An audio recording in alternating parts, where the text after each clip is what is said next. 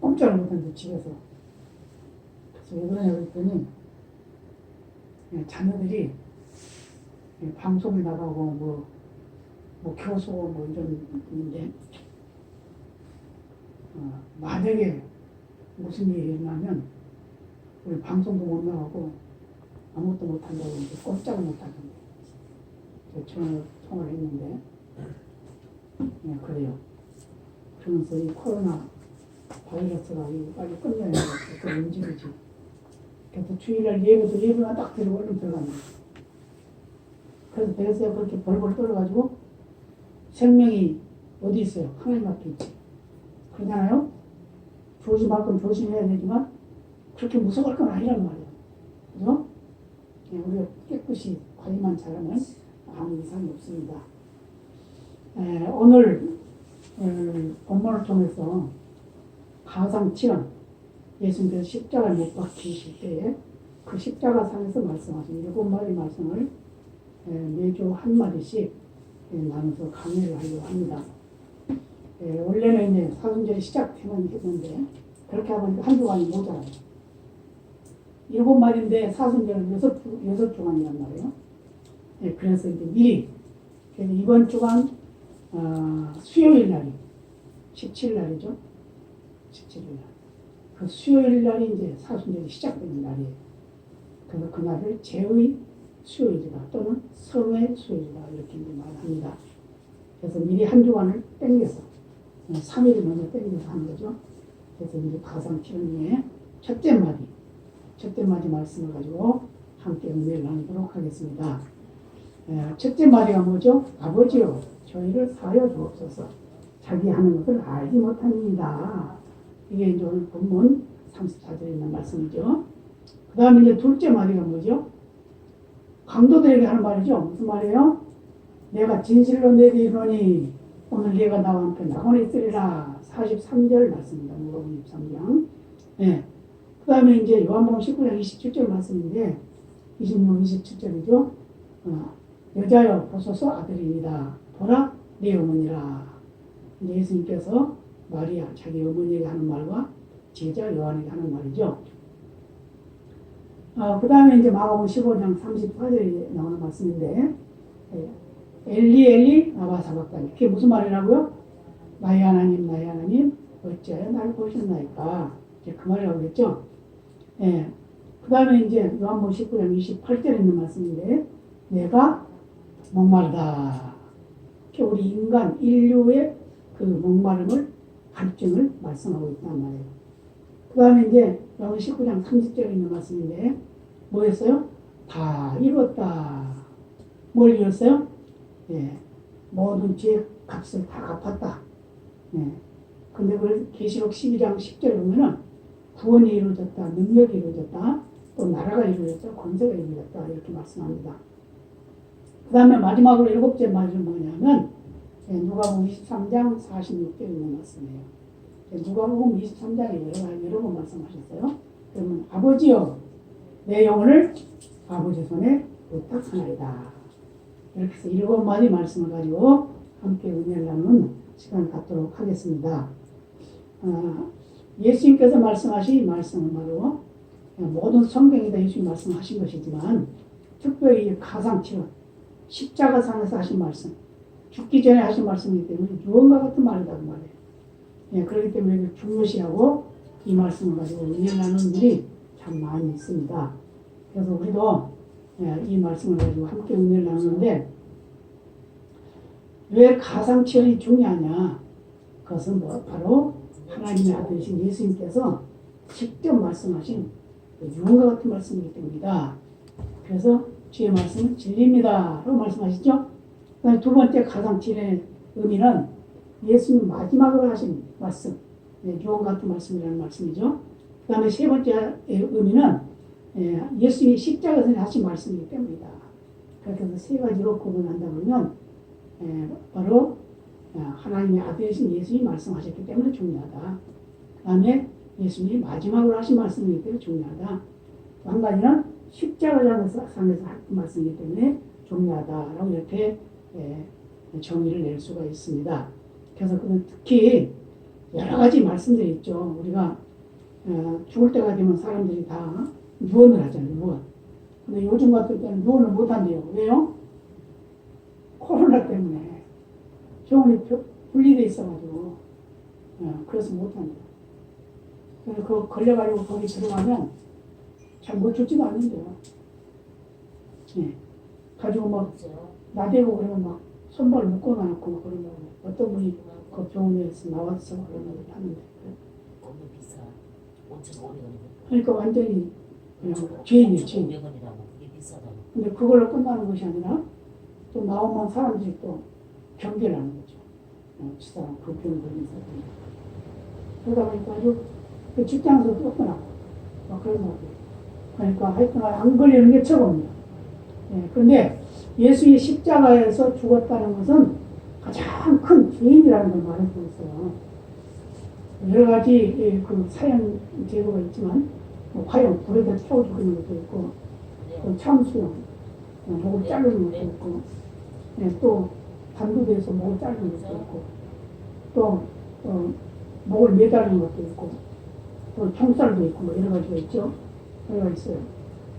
그런데 이런 여러 가지 그 형벌의 그 사형의 제도들 중에서 가장 무서운 것이 바로 살인강도 또는 관역자, 나라를 대적했다는 그런 의미를 가지고 있는 관역자들, 그런 자들이 바로 십자가에 못을 박아 죽였다고 합니다. 그리고 그들은 그냥 공개적으로 그렇게 죽였다고 합니다. 그런데 그 가장 무서운 그런 그 죄의 대가를 지불한 예수님, 바로 공개적으로 많은 사람들 보는 앞에서 십자가에 못 박아 죽었다고 합니다. 그래서 가상치라는 아주 극한 고통의 상황을 다 겪고 있는 것이 바로 그 예수님의 말씀 속에 다 새겨져 있습니다. 그러나 그런 고통 속에서도 하나님을 잃어버리지 않아요. 말씀을 떠나지 않아요. 오직 예수님이 우리 인류의 구원을 이루기 위해서 하시고자 하는 그 말씀을 다 하셨다는 겁니다. 그래서 사순절 기간 동안 이 말씀을 가지고 나눌 때 그러면 예수님이 나를 향한 그 사랑, 예수님이 나를 향한 희생, 예수님이 나를 향한 그 구원의 은총을 생각하면서 은혜의 풍성이 젖는 그런 계기가 되시기를 바랍니다. 그래서 오늘 첫 번째 말씀이라고 했습니다. 아버지여 저희를 사하여 주옵소서. 자기 하는 것을 알지 못합니다. 어떤 사람이 자기 죽으면서 자기를 죽인 사람을 용서해달라고 할 사람이 어디 있겠어요. 그죠? 자기를 지금 십자가에 못 박아 죽이는 사람을 용서해달라고. 그런데 성경에 보면 스데반이라고 하는 제자도 바로 집사죠. 그 집사도 바로 십자가 돌에 맞아 죽으면서 이런 말씀을 하죠. 저들을 용서해 주옵소서. 저들이 몰라서 그렇습니다. 그러죠. 이렇게 그 스데반 집사도 예수님을 많이 닮았어요. 그런 믿음이 됐다고 말이에요.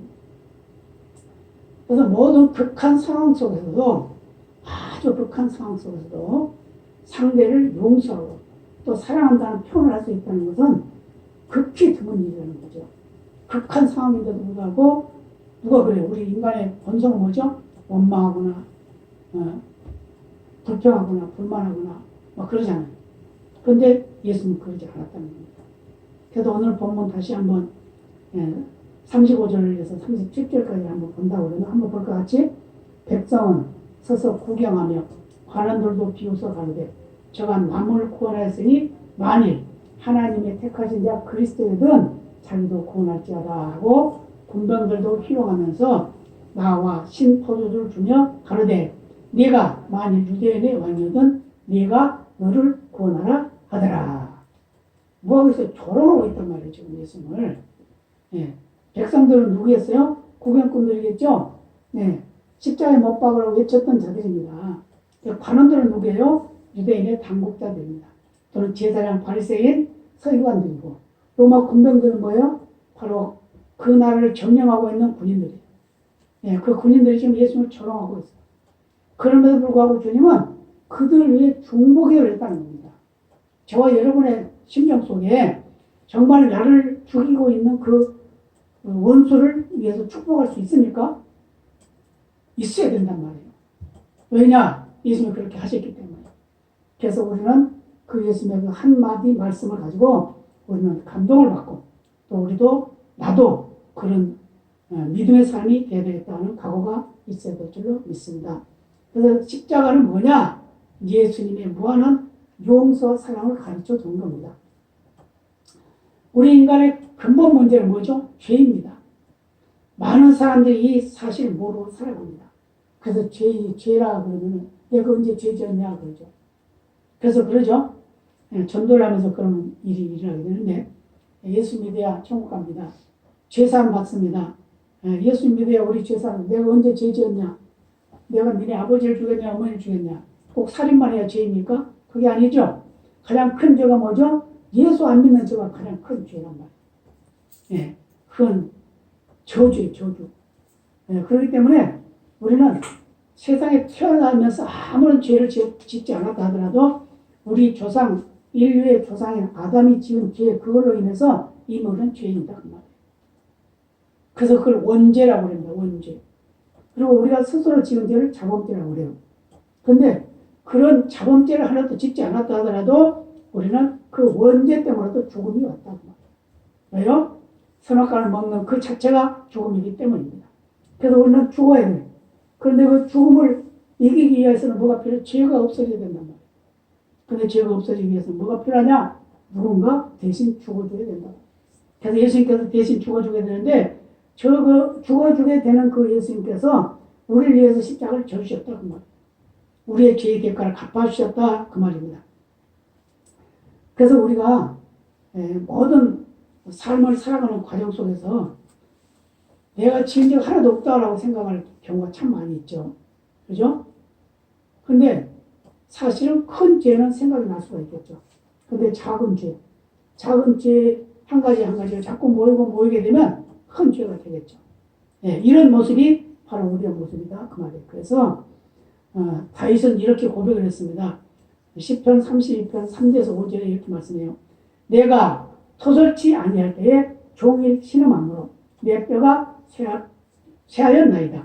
주의 손이 나를 누르시오니 내 진액이 화하여 여름 가뭄에 마름 같이 되었나이다. 주의 손이 죄하러 나를 누르시오니 내 진액이 화하여 여름 가뭄에 마름 같이 되었나이다.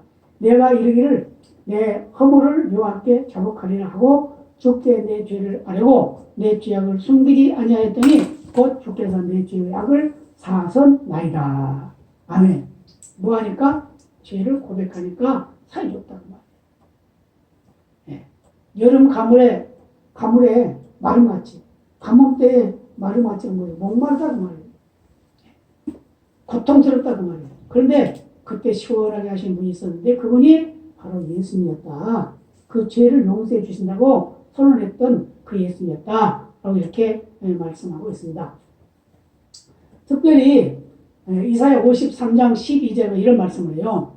이러므로 내가 그로 존귀한 자와 함께 분깃을 얻게 하며 강한 자와 함께 탈취한 것을 나누게 하리니 이는 그가 자기 영혼을 버려 사망이 이르게 하여 범죄자 중 하나로 헤아림을 입었으므로 그러나 실상은 그가 많은 사람의 죄를 지며 범죄자를 위하여 기도하였나이다.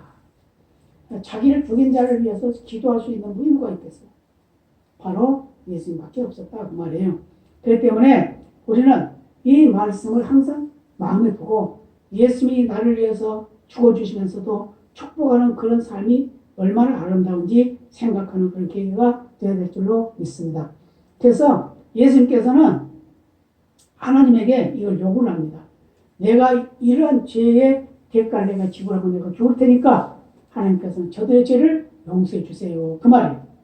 그래서 이거 요구해요.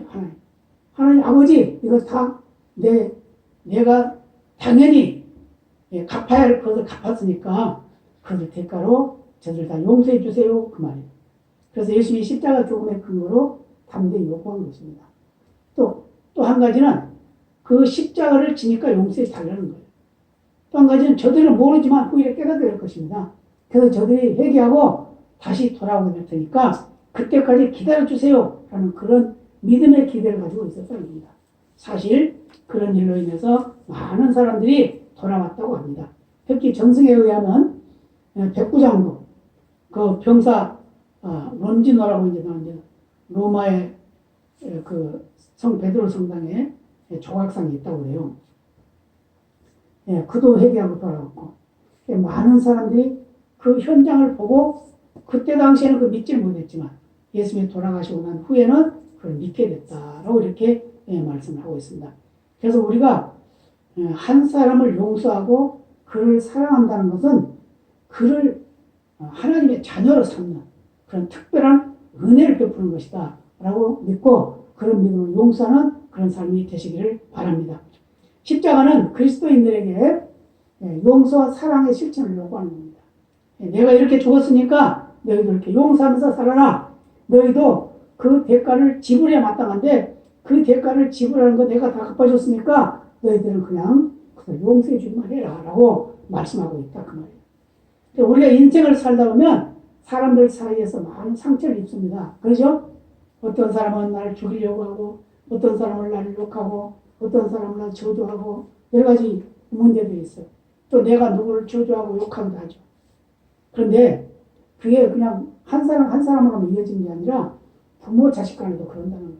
친구 간에도 그런다는 거예요. 형제 간에도 그런다는 겁니다. 이게 바로 우리 인간의 모습이다. 그 말. 그런데 예수님께서는 그 모든 것을 초월해서 우리 인간이 바로 예수님처럼 그렇게 살라고 말씀하고 있다. 그 말이에요. 근데 우리가 용서를 하긴 해야 되는데 왜 용서를 못하느냐 이 말이에요. 그것은 바로 시시비비가 가려지지 않기 때문에 서로 잘났다고 하는 거예요. 나는 잘못이 없어. 그리고 또 뭐예요? 내가 용서해주면 저게 나를 얕볼 거야. 이렇게 생각한다는 거예요. 또 내가 저 사람 용서한들 저 사람 변하겠냐? 아이고 어림도 없지. 이렇게 생각한다는 거예요. 다만 심판권과 축복권은 하나님께 있습니다. 하나님이 용서할 수 있고 하나님이 죄를 정죄할 수 있고 하나님이 복을 주실 수 있다. 이것을 믿으시길 바랍니다. 그래서 다윗이 아무리 용서하고 예를 써도 사울을 막 쫓아다녔죠. 그죠? 얼마만큼 쫓아다녔어요? 10년 동안 쫓아다녔어요. 10년 동안. 그런데도 불구하고 다윗은 계속해서 용서했어요. 그 사울을 죽일 수 있는 그런 기회가 3번씩이나 있었는데도 불구하고 그를 죽이지 않았어요. 그런데 결국은 하나님께서 사울을 전쟁터에 나가서 죽게 만들고 다윗을 그 2번째 왕으로 세우셔서 전무후무한 복을 누리고 그 후손을 통해서 세계가 복을 받는 그런 역사가 나타나는 예수님이 탄생하게 하는 그런 역사를 이루었다. 그래서 우리는 용서해야 됩니다. 용서하시길 바랍니다. 모든 걸 다 용서하시길 바랍니다. 그리고 또 중요한 것은 우리가 용서하지 못하면 부작용이 생겨요. 무슨 부작용? 마음의 고통이 옵니다. 화병이 생깁니다. 육체 고통도 옵니다. 그래서 잠언 17장 22절 이런 말씀이에요. 심령의 근심은 뼈를 마르게 한 것 같다. 또 14장 30절 시기는 뼈를 썩게 한다. 이런 말씀입니다. 실질적으로 시기하고 질투하고 분내고 용서하지 못하고 그런 사람들의 삶을 보면 그 뱃속에서 그 위산이 분비가 증가돼가지고 위벽에 출혈이 생기고 또 소화불량이 생기고 위궤양이 생기고 이런 것이 아주 심해진다고. 십이지장경 생긴다고. 이게 어디서? 시기하고 질투하는 거예요. 남을 용서하지 못하는 것 때문에. 그래서 인생이 불통하게 되면 하나님과의 관계도 막히게 된다. 그래서 우리 인간끼리 서로가 소통하는 그런 믿음의 삶이 되어야 될 줄로 믿습니다. 그리고 용서해야 되는데 어떻게 용서하냐? 성경 여러 곳에 말씀하고 있습니다. 예수님이 우리를 용서한 것 같이 우리도 용서해야 됩니다. 그래서 마태복음 18장 21절에 보면 1만 달란트 가진 자와 100데나리온 가진 자에 대한 용서에 대한 말씀을 하고 있죠. 1만 달란트 빚진 자, 또 100데나리온 빚진 자. 1만 달란트를 탕감받았는데 100데나리온을 탕감해주지 못하는 그런 자. 우리가 그런 자가 바로 100데나리온 빚 받으려고 했던 사람과 똑같아요. 1만 달란트의 빚을 탕감받고도 100데나리온을 받으려고 했던 그런 사람과 똑같다고 해요. 그러나 예수님께서는 이런 우리들이라 하더라도 용서하시고 또 우리를 사랑하시고 또 우리를 아끼시고 앞으로 우리를 지켜주시고 끝까지 함께 하실 줄로 믿습니다. 창세기 50장 20절에 보면 요셉의 이야기가 나오죠. 뭐라고 그래요? 당신들은 나를 헤아려 하셨지만 하나님은 그것을 선으로 바꿔서 나를 이 애굽에 먼저 보내서 당신들을 구원하기 위한 하나님의 계획이었습니다. 라고 이렇게 말해요. 얼마나 아름다운 모습이에요. 그 형들은 그걸 죽이려고 했잖아요. 그죠? 구덩이에 빠뜨렸어. 근데 죽이는 건 너무 또 너무한다 그래가지고 어떻게 팔아먹었죠? 팔아먹었어요. 팔아먹었는데 그 팔려가서 종살이를 하고 감옥살이를 하고 결국은 애굽의 총리까지 되기도 했지만 그 형제들이 왔을 때 그를 용서해 주는 거, 그 얼마나 자랑스럽냐 그 말이에요. 그것이 뭐냐? 하나님의 뜻이다. 하나님이 나를 이렇게 만드셨다라고 말씀했다는 거예요. 그래서 로마서 12장 20절에 이렇게 말씀합니다. 네 원수가 줄이거든 먹이고 목마르거든 마시고라. 그리하므로 네가 숯불을 그 머리에 쌓아놓으리라. 숯불을 머리에 쌓아놓으리라. 이게 참 어떤 의미인지 잘 모르죠. 근데 이게 뭐냐면 팔레스타인의 그 지역에서는 풍습이 있대요. 풍습이. 뭐냐면 숯불, 화로에다 숯불 담아가지고 이고 다니는 거예요.